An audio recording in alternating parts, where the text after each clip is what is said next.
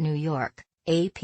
When Neil Armstrong and Buzz Aldrin took their first steps on the moon in 1969, the world was watching. Live TV coverage made hundreds of millions witnesses to history.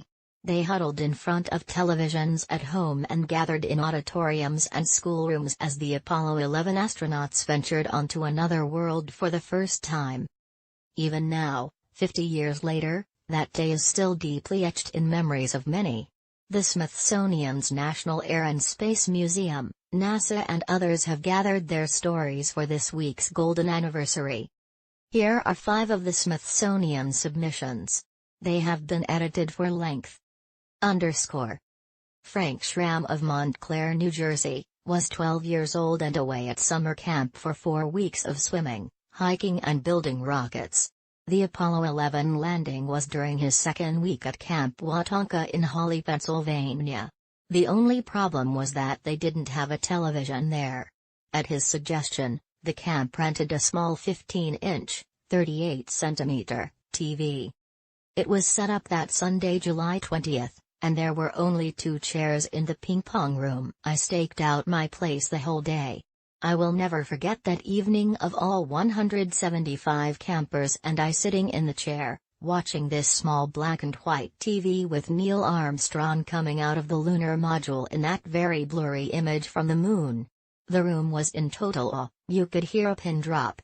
I will never forget this day. Schramm has been fascinated with the moon landing ever since.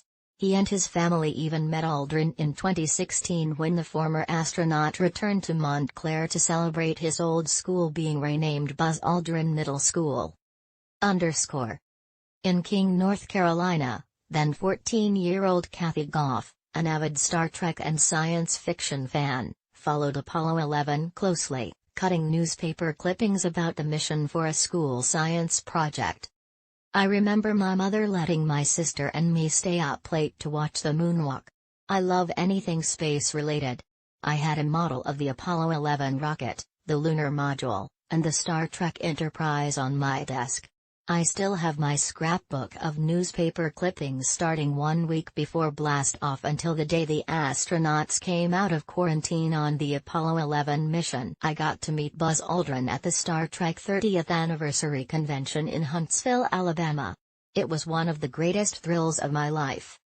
On July 20, 1969, David Waldrop of Reston, Virginia, was celebrating not only man's first steps on the moon, he was also chowing down on chocolate cake for his 15th birthday. I was a child of the space race growing up in the 60s and watching everything we did to put men on the moon.